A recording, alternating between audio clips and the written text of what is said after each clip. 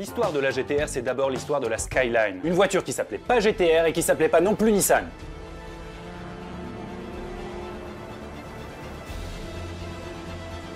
Pour vous la faire courte, on est en 66 et Nissan rachète un constructeur japonais qui s'appelle Fuji Precision Industries. Constructeur qui a ensuite changé de nom pour s'appeler Prince, pour rendre hommage à un chanteur de l'époque. Non, c'était pour rendre hommage au prince Akihito, l'actuel empereur du Japon. Prince y fabriquait quelques modèles de voitures, comme la Tama, un SUV électrique, avant même que ça s'appelle un SUV, il y a 80 ans. Mais il fabriquait aussi la Skyline, c'est celle qui nous intéresse. Son histoire est née en 1964, sur le circuit de Suzuka.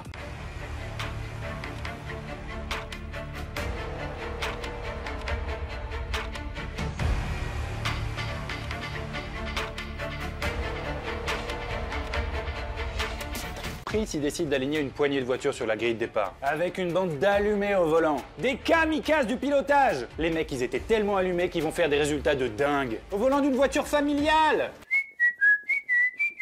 qui, de l'aveu même du constructeur, était inconduisible. Les Skyline finiront P2, P3, P4, P5 et P6.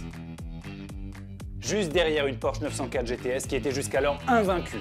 Et ça va marquer le début d'une toute petite rivalité avec le constructeur allemand. Le mythe de la Skyline était né, et à tout jamais son destin sera associé à celui de la compétition automobile. Et un pays tout entier va se mettre à rêver de victoire. On est en 69.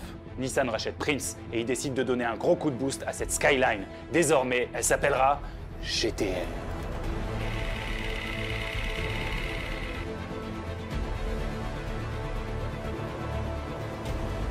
La KPG C10, aussi surnommée Hakosuka, ça veut dire Skyline carré en japonais. Ça sera la toute première des Skyline à porter le badge GTR. Pourquoi GTR? Parce que ça devait être la meilleure GT et la meilleure R!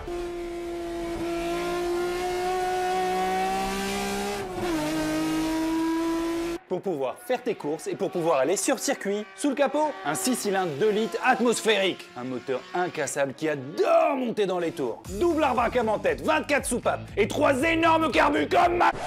160 chevaux disponibles à 7000 tours minute. En 69, bordel, une MX5 aujourd'hui avec la même cylindrée fait la même puissance. En somme, un moteur de course, avec une plage d'utilisation ridiculement petite. Entre 1000 et 6000 tours, il n'y a personne.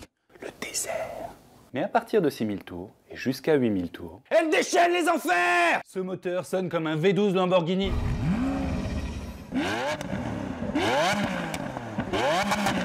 Et écoutez-moi ça!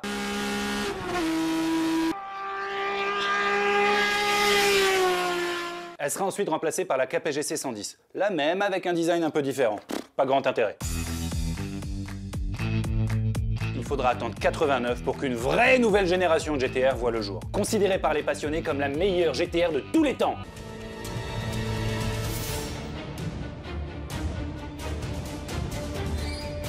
Et c'est là que Nissan décide d'engager cette voiture en groupe A. Compétition jusqu'alors dominée par les voitures européennes. Plus pour longtemps. C'est bien simple, la R32 va tout remporter. 100% des courses en groupe A au Japon de 90 à 93. Elle va aussi s'imposer en Europe et en Australie. D'ailleurs, c'est les journalistes australiens qui vont lui trouver ce surnom de Godzilla. Parce qu'elle détruit tout sur son passage.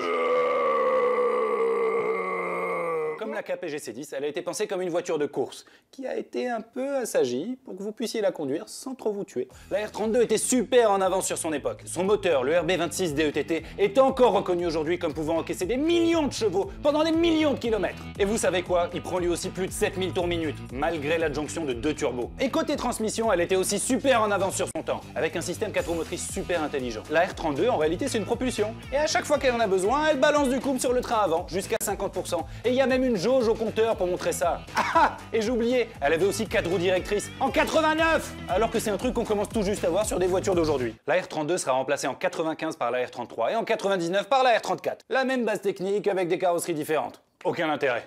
Aïe, aïe, arrêtez! En 2001 au salon de Tokyo, Nissan présente le GTR Concept.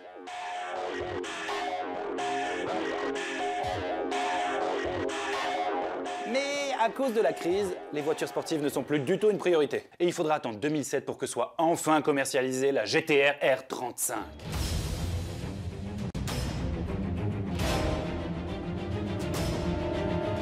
Et le cahier des charges était on ne peut plus simple. Défoncer tout ce qui roule! La GTR R35 défonçait tout ce qui existait à l'époque. À part peut-être quelques Bugatti. Mais À quel prix? Et pour la première fois, Nissan va parler de supercar, et c'est aussi la première fois qu'une GT-R est vendue en conduite à gauche. Parce que jusqu'ici, elle n'était commercialisée qu'au Japon, ou importée sous le manteau. Un grand manteau! Et une fois n'est pas coutume, Nissan n'a pas fait les choses à moitié. Le moteur de la R35 est intégralement monté à la main par des types qui s'appellent les Takumi. En japonais, ça veut dire maître artisan. Des ninjas de la mécanique avec au moins 10 ans d'expérience, et qui ont montré un vrai don pour l'ultra précision. Et à la fin, ils collent une petite plaque avec leur nom dessus. Ah, la pression! Ça, c'est pour le moteur, surpuissance et fiabilité. Et le châssis, alors? Eh ben, comme pour les 2 générations précédentes, ils ont confié la mise au point du châssis à Dirk Schoissmann. Comment ça, tu connais pas Dirk Schoissmann? Ce type est l'un des rares pilotes à avoir reçu la distinction de Ringmeister. Mais non, c'est pas un cocktail! Ça veut dire maître du Nürburgring. Rien que ça! Tu m'étonnes, il a 20 000 tours du Nürb à son actif. Ça fait 10 fois le tour de la planète Terre. Plein gaz! Many people go off, and then we prepare for the chicane.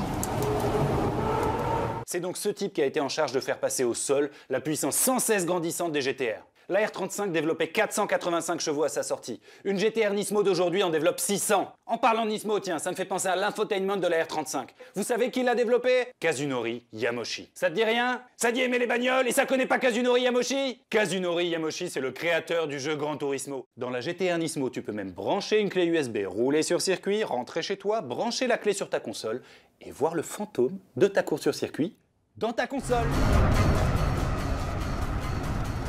Le turfu! À sa sortie, et pour un peu plus de 100 000 €, soit le prix du 911 premier prix, la GT-R R35 proposait de pulvériser tout ce qui roulait sur la route. Alors non, elle n'a pas été la reine des compétitions comme a pu l'être la R32. Mais pour imposer son style, Nissan a tombé des records sur le Nürburgring. Et ils ont claqué des petits temps, 3 fois rien.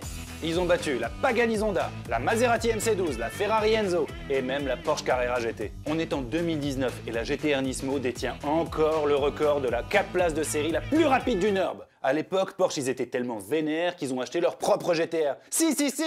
Ils ont pris leur pilote qu'ils ont mis dedans et ils leur ont demandé de battre le même record que Nissan. Est-ce qu'ils y sont arrivés? Non! Ils ont tellement été blessés dans leur ego qu'ils ont directement accusé Nissan d'avoir triché en utilisant des pneus de course pour battre ce record. Sauf que Nissan, ils avaient prévu le coup.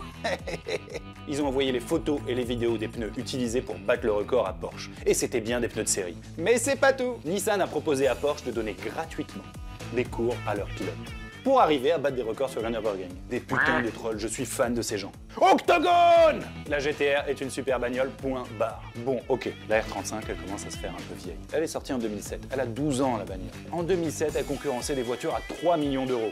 On est en 2019 et elle fait plutôt face à des voitures à 200 ou 250 000. L'écart se resserre. Allez les gars, c'est le moment de sortir une R36. On est en 2019, il faut encore tout défoncer pendant les 10 ans à venir. Allez, hop, on y va! Alors oui, la R35 a évolué par petites touches à chaque fois. En japonais, ça s'appelle la philosophie Kaizen. Un genre d'amélioration continue. Elle a beau avoir vieilli, elle tombe toujours le 0 à 100 en 2 secondes 8. Et ça, même en 2019, c'est une énorme perte. Vivement une R36 et arigato les Takumi.